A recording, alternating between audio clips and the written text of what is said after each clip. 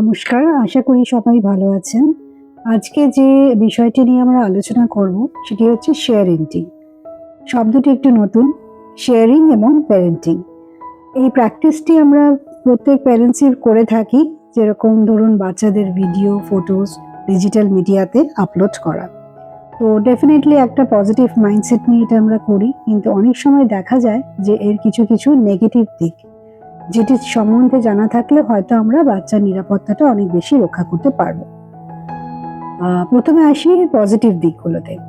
Sharing থেকে যেটা হয় যে আমরা একটি ডিজিটাল স্ক্র্যাপবুক বা আর্কাইভ মতো ক্রিয়েট করতে পারি, যেখানে আমরা খুব ইজিলি ধরুন ফিউচারে যদি তাদের মাইলস্টোনস বা ধরুন daily activities, achievements, photos, videos এগুলো আমরা অ্যাক্সেস করতে পারি। জিওগ্রাফিক্যালি যে সমস্ত আত্মীয় স্বজনরা আমাদের থেকে অনেক দূরে থাকেন, তারা আমাদের সাথে আমাদের এই প্যারেন্টিং জার্নি এনজয় করতে পারেন। এছাড়া আমরা একটা সাপোর্টিভ নেটওয়ার্ক তৈরি করতে পারি, যেমন বিভিন্ন প্যারেন্টসদের সাথে যোগাযোগ বা কানেকশন হয় এই শেয়ারিং এর মাধ্যমে। পজিটিভ ইমেজ তৈরি করা যায়। কিছু পজিটিভ পোস্ট যদি বাচ্চার সম্বন্ধে আমরা করি, তাহলে কিন্তু পরবর্তীকালে দেখা যায় যে বাচ্চার মধ্যেও একটা পজিটিভ সেলফ ইমেজ তৈরি হয়। এছাড়া একটি মনিটাইজেশনের কাজও করে। অনেক সময় এটা একটা ইনকাম হিসাবে আমরা দেখতে পারি, যে কোনো ভাইরাল পোস্ট বা কোনো কন্টেন্ট হয়তো আমরা মনিটাইজেশনের থ্রুতে আমরা ইনকাম করতে পারি। তো এবার কিছু কিছু নেগেটিভ দিকও আমরা দেখে নিই, তাহলে এই সম্বন্ধে যদি আমরা অ্যালার্ট থাকি তাহলে হয়তো ভবিষ্যতে আমাদের পক্ষে অনেক বেশি সুবিধা হবে। প্রথম নেগেটিভ পয়েন্টটি হচ্ছে প্রাইভেসি ভায়োলেশন এবং কনসেন্ট। অনেক সময় মনে হয় যে বাচ্চা তো এতটুকু ছোট, বাচ্চার আবার এত কনসেন্টের কি আছে, আমরা তো মা বাবা, আমরাই বেস্ট বুঝি বাচ্চার জন্য। কিন্তু অনেক সময় দেখা যায় যেটি হয়তো খুবই ছোট বাচ্চার ক্ষেত্রে যেগুলো আপনি পোস্ট করেছেন, যে ফটো বা ভিডিওস, পরবর্তীকালে হয়তো সেটা তার এম্বারাসমেন্টের জায়গায় গিয়ে দাঁড়ায় এবং সেখানে হয়তো সে আপনাকে কোয়েশ্চেন করতে পারে। কারণ সে যতই ছোট হোক, সে কিন্তু একজন ইন্ডিভিজুয়াল মানুষ, এবং সুতরাং কোনো না কোনো জায়গায় একজন মানুষের যখন কোনো কিছু আমরা পোস্ট করছি বা ভাইরাল করছি বা সোশ্যালি তাকে আপলোড করছি, তখন কিন্তু তার কনসেন্ট ভীষণভাবেই দরকার।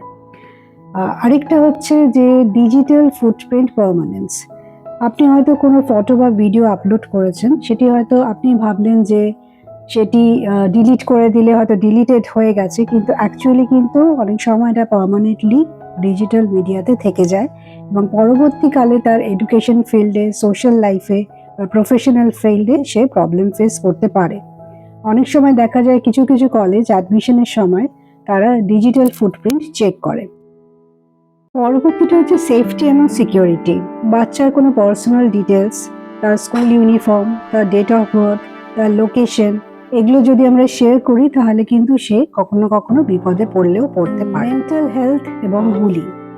এম্বারেসিং অর কম্প্রোমাইজিং কোনো ফটো বা ভিডিও যদি আমরা পোস্ট করি, তাহলে হয়তো অনেক সময় দেখা যায় যে আজকাল তো 4-5 বছরের বাচ্চারাও সব কিছু বোঝে, তাদের মা বাবারা হয়তো সেই ফটো তাদের বাচ্চাদের সাথে শেয়ার করে এবং বাচ্চারা হয়তো স্কুলে গিয়ে সেইগুলো তার বন্ধুদের সাথে শেয়ার করে। এছাড়া একটি নেগেটিভ এক্সাম্পল সেট করে, যেমন ধরুন প্রাইমারিলি হয়তো শুধুমাত্র আপনি লাইকসের জন্যই ফটোটি পোস্ট করেছিলেন, কিন্তু দেখা যায় যে ভ্যালিডেশন মাইন্ডসেটটা ডেভেলপ করে। তাতে যেটা হয়, সে মনে করে যে যতক্ষণ না সে ভ্যালিডেটেড হচ্ছে আউটার ওয়ার্ল্ড থেকে, ততক্ষণ পর্যন্ত সে নিজের সেলফ ওয়ার্থটা বুঝতে পারে না। তাই বাচ্চা যখন বড় হতে থাকে তখনও কিন্তু তার মাইন্ডসেটটা সেইভাবেই তৈরি হয় যে যতক্ষণ না আমি এতগুলো লাইকস পাবো বা সুন্দর ভালো কমেন্টস পাবো, ততক্ষণ অবধি কিন্তু আমার অ্যাচিভমেন্টটা অ্যাচিভমেন্ট নয়। তো এই ক্ষেত্রে আমরা কি করতে পারি? আমরা কি তাহলে তাদের ফটো বা ভিডিও বা অ্যাচিভমেন্ট তাদের কারোর সাথে শেয়ার করব না? নিশ্চয়ই করব, কিন্তু কিছু কিছু পদক্ষেপ যদি আমরা নিই তাহলে কিন্তু অনেক সুন্দরভাবে এই পুরো প্রসেসটা আমরা ডিজিটাল ওয়ার্ল্ডে আনতে পারি। সবচেয়ে প্রথমেই হচ্ছে বাচ্চার সেফটি এবং সিকিউরিটি। সবচেয়ে প্রথমে সিকিউর করা হচ্ছে প্রাইভেসি সেটিং।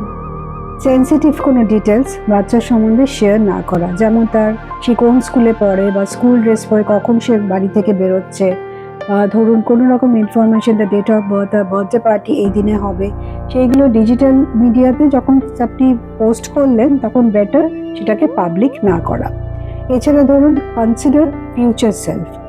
মানে একটি বাচ্চা যখন 4 বা 5 বছরের, তখন যে আপনি একটি ভিডিও বা ছবি পোস্ট করছেন, তখন আপনাকে এইটা ভেবে নিতে হবে এই বাচ্চাই যখন 12-13 বছরে পৌঁছবে তখন সে সেই ফটোটি পছন্দ করবে তো। এমন হতেই পারে যে সেই ফটো বা সেই ভিডিও নিয়ে আপনাকে কোয়েশ্চেন করতে পারে। আজকালকার দিনে অনেক সময় আমরা দেখতে পাই যে বাচ্চারা ঠিক ইনঅ্যাপ্রোপ্রিয়েট ড্রেসে বা ইনঅ্যাপ্রোপ্রিয়েট গানের সাথে কোনো নাচের ভিডিও, এবং সেটি হয়তো খুব ভাইরাল হয়ে গেছে। কিন্তু সেক্ষেত্রে এই বাচ্চাটি কিন্তু তখন বুঝতেও পারছে যে তার কাছে কিন্তু সেটা একটা ফান অ্যাক্টিভিটি। এই বাচ্চাই যখন 13-14 বছর বয়সে পৌঁছবে তখন হয়তো দুভাবে তার মধ্যে এফেক্ট করতে পারে।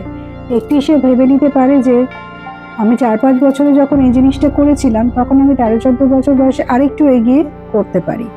আর এছাড়া হতে পারে সে অত্যন্ত এম্বারেসড এবং লজ্জিত ফিল করতে পারে যে এই ধরনের জিনিস আমি 4-5 বছর বয়সে করেছিলাম। আর লাস্ট পয়েন্টে যেটা বলবো যে বাচ্চাকে ইনভলভ করুন। বাচ্চা যদি 4 বা 5 বছরে হয়ে যায় তাহলে যে ফটো বা ভিডিও আপনি পোস্ট করবেন অবশ্যই বাচ্চাকে জিজ্ঞেস করে নেবেন যে দেখ তোর এই ভিডিওটা বা আমি ছবিটা পোস্ট করছি, আমাদের বন্ধু বান্ধবরা দেখতে পাবে, তোর বন্ধু বান্ধবরা দেখতে পাবে, আত্মীয় স্বজনরা দেখতে পাবে, তোর কি ভালো লাগছে?